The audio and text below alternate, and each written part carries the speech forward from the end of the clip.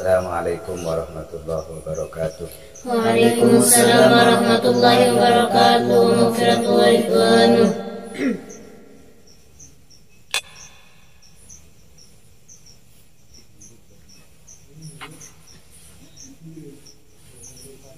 Bismillahirrahmanirrahim. Qala al-musannif rahimahullahu ta'ala wa nafa'ana bi ulumihi fid dharain amin. Amin. Wa kana ma'ahu wa kana lan ono ma'ahu sallallahu alaihi wasallam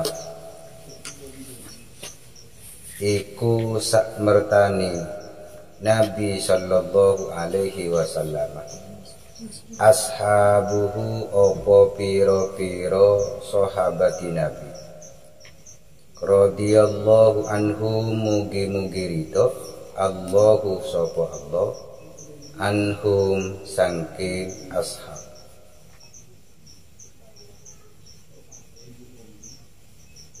Julusan halelunggu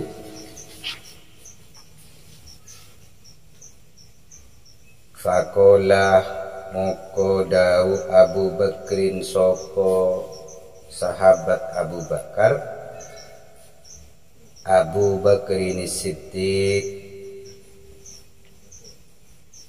sopo Abu Bakar As-Siddiq radhiyallahu ta'ala mugi-mugi ridho Allahu sopo Allah ta'ala kang maha luhur anhu sangking Abu Bakar. Sodaqtah bener Tuhan ya Rasulullah utusani Allah. Jadi di suatu saat ketika Rasulullah berkumpul dengan sahabat-sahabatnya, Rasulullah itu pernah menyampaikan 3 perkara yang disenangi oleh Rasulullah. Jadi pada pertemuan sebelumnya kita membahas 3 perkara yang disenangi oleh Rasulullah yang disampaikan kepada sahabat-sahabatnya. Yang pertama yaitu at-tibu, yaitu bau harum atau wewangian, dan yang kedua yang disenangi oleh Rasulullah an-nisa, yaitu perempuan.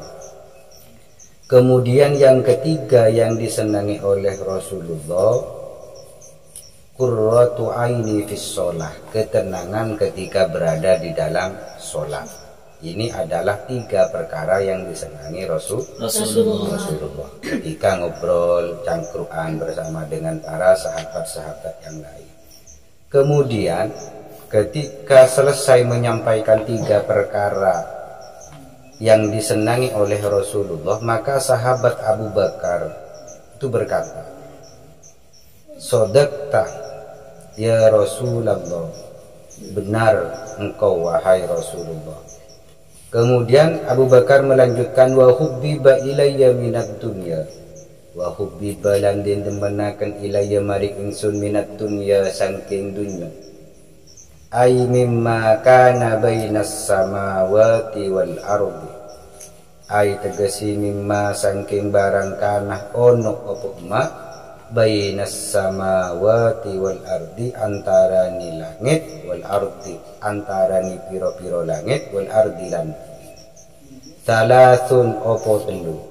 Abu Bakar pada waktu itu juga menyampaikan kepada Rasulullah setelah membenarkan 3 perkara yang dicintai oleh Rasulullah atau yang disukai oleh Rasulullah, maka Abu Bakar pun mengutarakan 3 perkara yang disenanginya atau yang disukainya. Apa? An-nadru ila wajhi Rasulillah sallallahu alaihi wasallam. An-nadru suwiji ningali ila wajhi Rasulillah maring raraini Rasulillah sallallahu alaihi wasallam. Kata Abu Bakar, yang pertama yang saya sukai dari 3 perkara adalah melihat wajah Rasulullah. Jadi melihat wajah Rasulullah ini adalah sesuatu yang disenangi oleh Abu Bakar. Makanya oleh ulama salaf, ulama-ulama kita melihat wajah guru itu sangat dianjurkan untuk untuk bisa menimbulkan perasaan senang terhadap guru. Sehingga orang-orang dahulu itu foto dari gurunya itu selalu ada di setiap rumahnya masing-masing. Makanya kalau sampean tidak mempunyai fotonya guru, berarti sampean itu kurang, berarti mencintai terhadap guru. Itu adalah tradisi yang ada pada ulama-ulama kita terdahulu. Berasal dari mana mereka? Yaitu berasal dari apa yang disukai oleh Abu Bakar. An-nadru ila wajhi Rasulullah sallallahu alaihi wasallam. Ini yang pertama. Yang kedua yang disukai oleh Abu Bakar, wa infaku mali ala Rasulillah. Wa infaku mali lan nafakohakan bondo ingsun ala Rasulillah ingatasi utusani Allah sallallahu alaihi wasallam. Sallallahu mugi-mugi paring rahmat Allah sapa Allah alaihi ingatasi nabi wasallama lan mugi-mugi paring keselamatan sapa Allah. Jadi yang disukai yang nomor 2 oleh Abu Bakar itu adalah menginfakkan atau mengeluarkan harta bendanya untuk perjuangan Rasulullah. Makanya Abu Bakar itu tidak pernah merasa eman untuk mengeluarkan harta bendanya untuk perjuangan Rasulullah.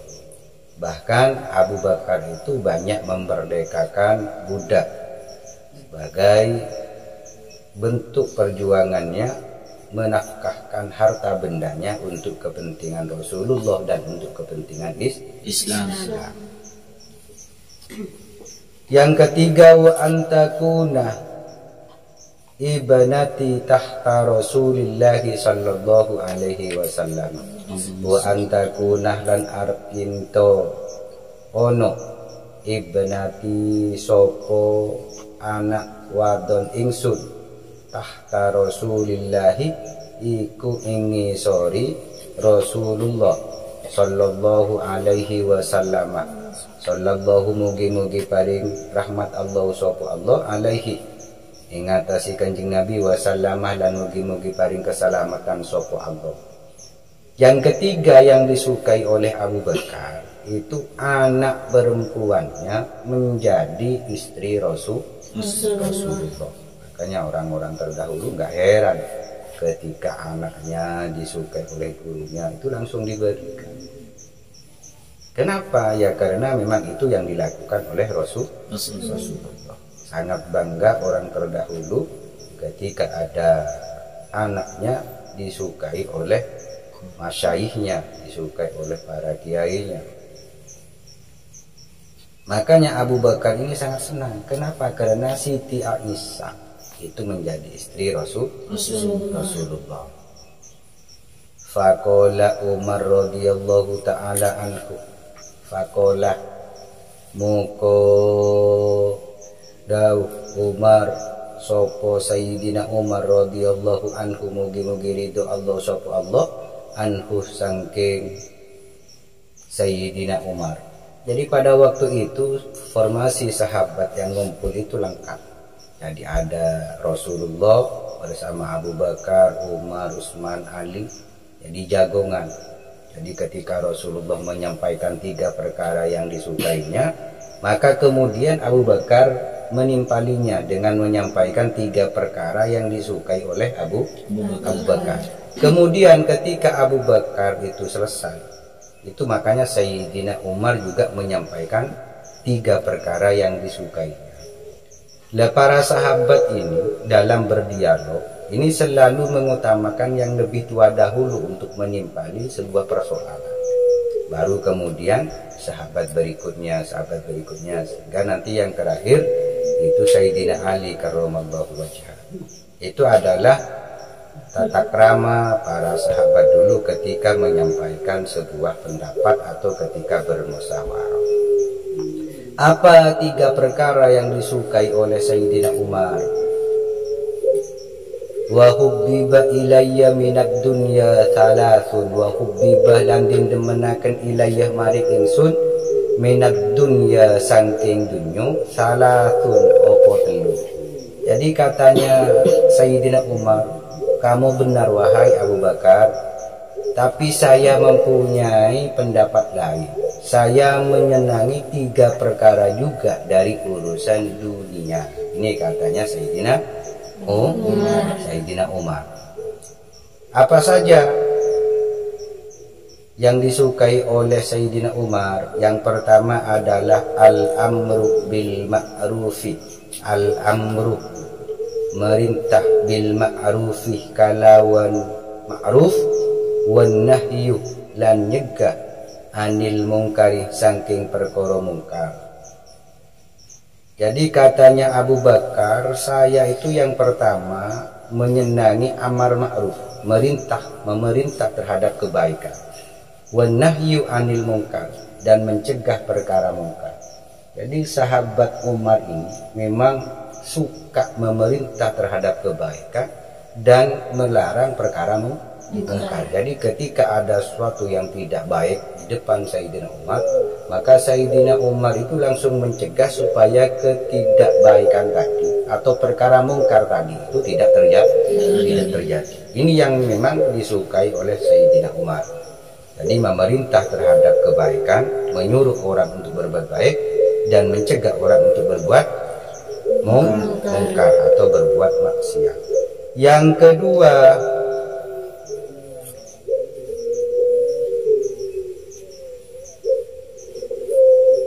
jadi yang pertama itu amar ma'ruf, yang kedua adalah nahi mungkar. Jadi itu 2. Yang ketiga wasaubul kholaku. Wasaubul kholaku lan pakaian al kholaku. Al halaku nih. Al halaku kang lawas. Jadi Sayyidina Umar ini menyenangi pakaian yang lawas, pakaian yang lusuh, pakaian yang tidak bagus. Itu yang disukai oleh Sayyidina Umar. Jadi tidak suka Sayyidina Umar ini dengan baju-baju yang bagus, baju-baju yang tren, itu tidak suka.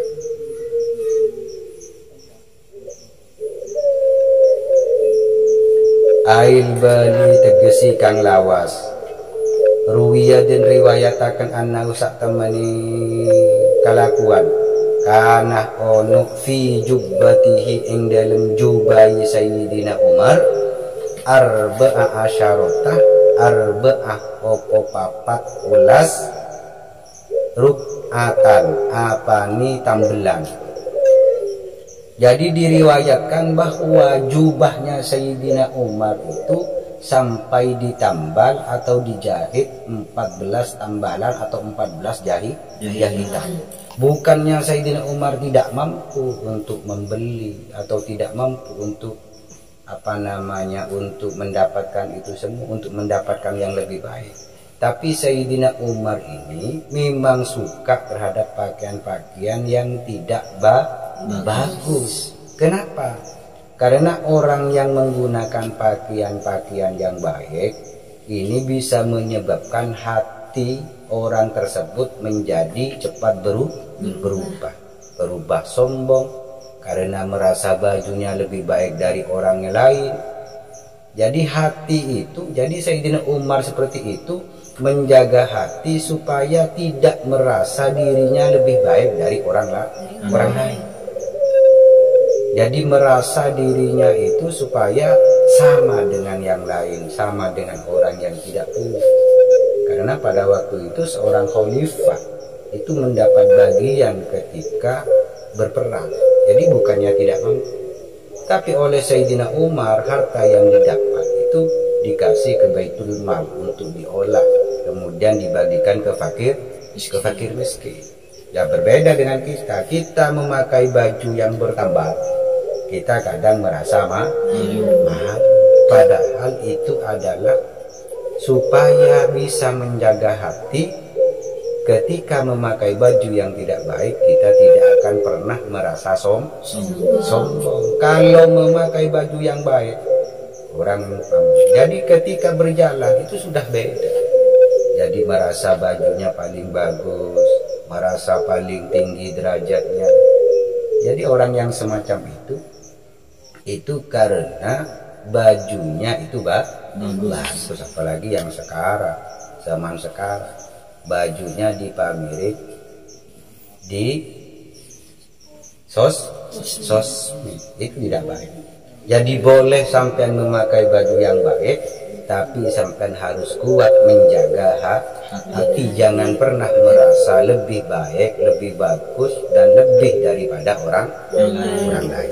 Itulah fungsinya kenapa Sayyidina Umar radhiyallahu taala anhu itu memakai baju yang sudah ditambal sampai 14 tambalan supaya hatinya tidak gampang berubah dan merasa lebih baik dari yang lain.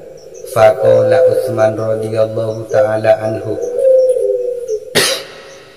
faqalah muko manimpali muko dau Utsman sopo Sayyidina Utsman radhiyallahu anhu mugi-mugi ridho Allahu sopo Allah anhu saking Sayyidina Utsman. Sodakta ya Umar, sodakta bener Wan Umar. Wa hubbiba ilayya, wa hubbiba landin demenakan ilayya marik ingsun.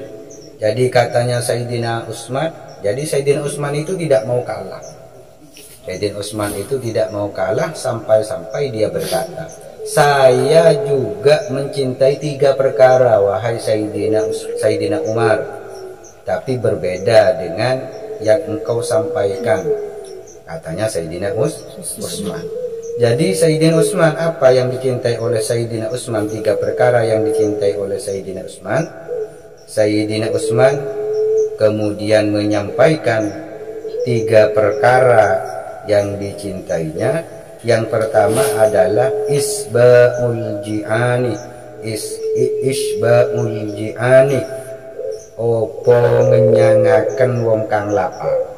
Jadi Sayyidina Utsman itu suka ketika ada orang lapar itu dibuat kenyang.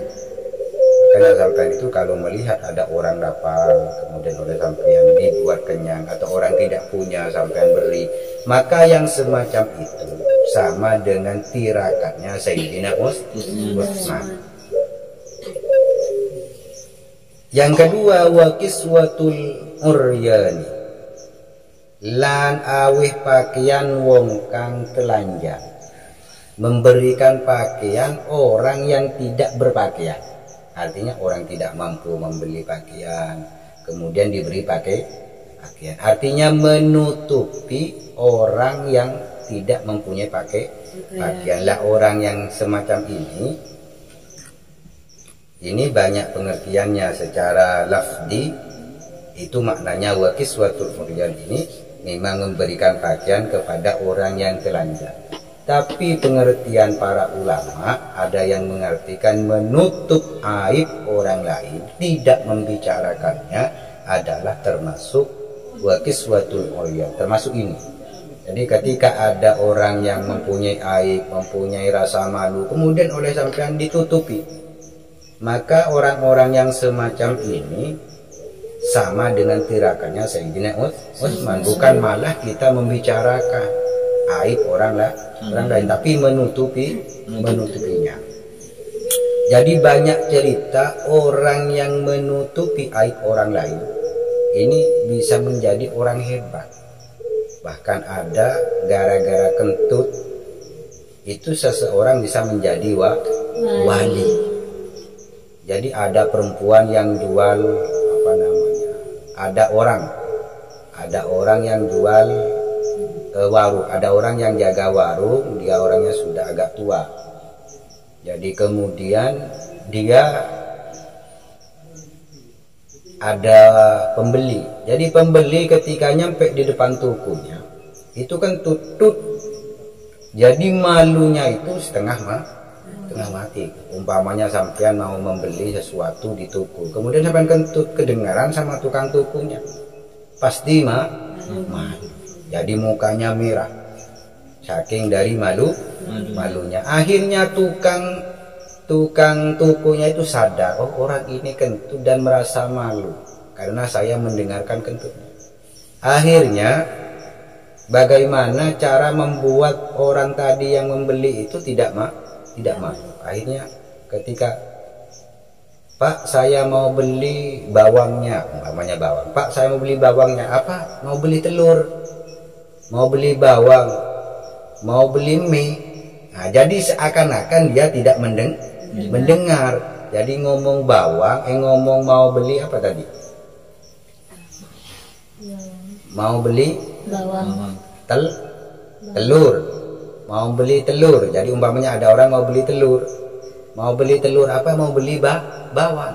Bukan, Pak, telur. Apa? Mie. Jadi seakan-akan dia tidak mendengar kalau perempuan tadi bilang telur. Akhirnya apa? Akhirnya perempuan tadi yang membeli itu berpikir, oh berarti bapak ini tadi saya yang kentut tidak mendengar. Akhirnya rasa malunya langsung hilang. Jadi menghilangkan rasa malu dari seorang tadi itu, akhirnya si penjaga toko ini oleh Allah diangkat menjadi waliullah. Sehingga pendengarannya oleh Allah itu dibuat tidak mendengar maksiat. Itulah kelebihan ketika orang menutup aibnya orang lain. Makanya membuat mainan kentut ini hukumnya haram. Makanya jangan membuat mainan kentut, apalagi perempuan. Jadi perempuan yang suka mainin kentut itu calon-calon istri yang tidak baik. Itu perlu dihindari.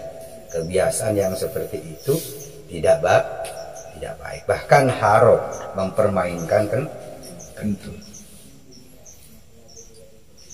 Itu yang disebut dengan wakiswatun nurian. Selanjutnya watilawatul Qur'ani, kesukaan Sayyidina Utsman yang nomor 3 adalah membaca Al-Qur'an. Watilawatul Qur'ani lan moco Al-Qur'an.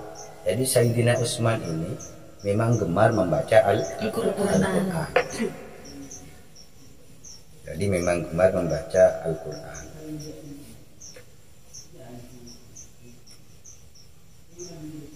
Waruwiyah dan den riwayataken anna sak temeni Sayyidina Utsman khotama iku ngatamaken sapa Sayyidina Utsman Al-Qur'ana ing Al-Qur'an fi raq'ataini fil laili, fi raq'ataini ing dalem rong rakaat, fil laili ing dalem wengi. Jadi Sayyidina Utsman itu menghatamkan Al-Qur'an dalam 2 rakaat sholat. Nah, ini kalau ditiru hebat. Jadi menghatamkan Al-Qur'an dalam 2 rakaat sholat. Jadi 1 rakaat ini membaca 15 juz. Kemudian rakaat kedua 15 juz. Setiap malam seperti itu. Makanya Sayyidina Utsman itu oleh Allah diberikan kelebihan, bahkan wakilah. Jadi ada pendapat ulama yang mengatakan ketika Sayyidina Utsman itu meninggal karena memang dibunuh, ketika itu dalam keadaan membaca Al-Qur'an sampai pada bacaan waliyatalattaf, kemudian ada tulisan merah. Kalau Quran yang sekarang itu enggak ada. Jadi kalau Quran dulu itu ada waliyatalattaf itu ditulis merah. Kenapa? Wakilah. Ini darahnya itu bercampur pada tulisan sampai membentuk tulisan waliyatalattaf. Ini ada yang mengatakan seperti itu. Makanya hal-hal yang semacam ini, karena memang Sayyidina Utsman itu memang suka membaca Al-Qur'an. Sampai-sampai Sayyidina Utsman ini menghatamkan Al-Qur'an dalam 2 rakaat sholat malam. Jadi setiap hari atau setiap malam itu hatam satu Qur'an. Ini adalah kebiasaan yang disenangi oleh Sayyidina Utsman. Jadi Sayyidina Utsman ini yang pertama menyukai isba'ul ji'an, membuat orang yang lapar menjadi kenyang. membajui orang yang telanjang atau memberikan baju kepada orang yang tidak mempunyai baju atau menutupi aib orang yang terkena aib. Yang ketiga adalah membaca Al-Qur'an. Faqala Aliyun faqala muko dawuh Aliyun sapa Sayyidina Ali radhiyallahu anhu mugi-mugi ridho Allahu sapa Allah anhu saking Sayyidina Ali wa karramah lan mulyawaken sapa Allah wajhahu ing raraine Sayyidina Ali. Jadi kalau sahabat yang tiga tadi radhiyallahu taala anhu, ketika Sayyidina Ali ada radhiyallahu anhu wa karramallahu wajhahu. Kenapa berbeda? Karena memang Sayyidina Ali ini adalah orang yang istimewa.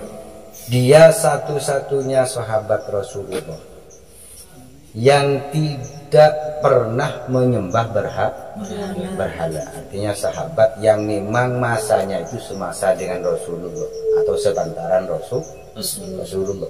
Jadi kalau Sayyidina Abu Bakar, Umar, Utsman itu semuanya menyembah berhala.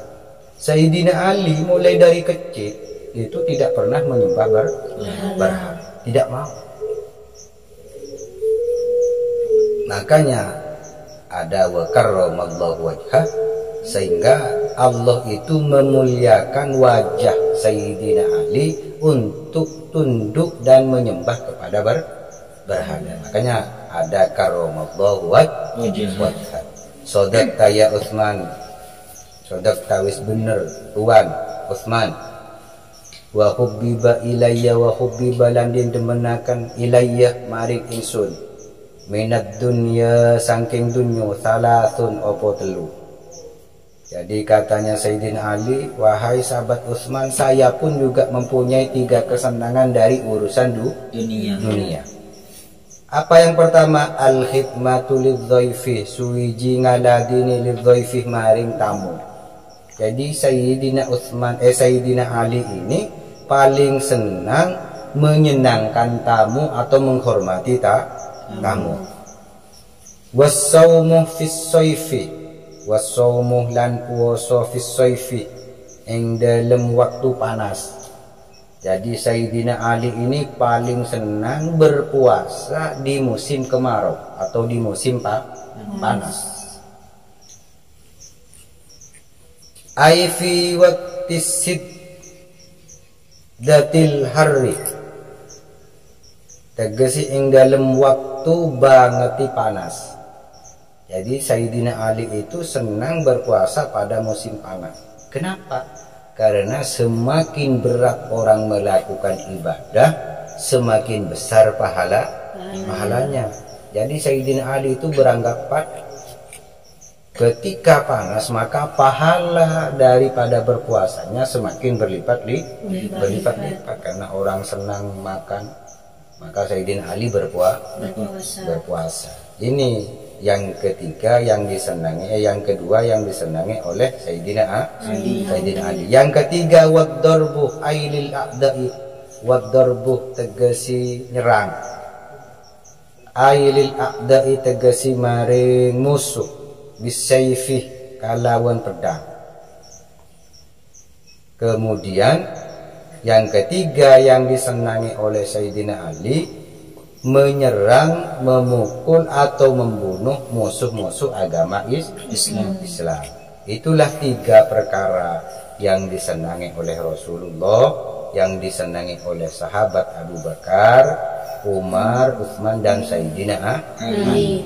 Dan di waktu percakapan yang semacam itu di dalam pembahasan setelahnya, ketika mereka asik saling menyampaikan 3 perkara yang disenanginya, fabainahum kadzalika idz jaa Jibril, sampai Allah itu mendengar percakapan Nabi Muhammad dengan keempat sahabatnya, berikut dengan sahabat-sahabat yang lain, sampai Allah itu mengutus malaikat Jibril dengan perkataan, wahai Jibril, turunlah ke dunia.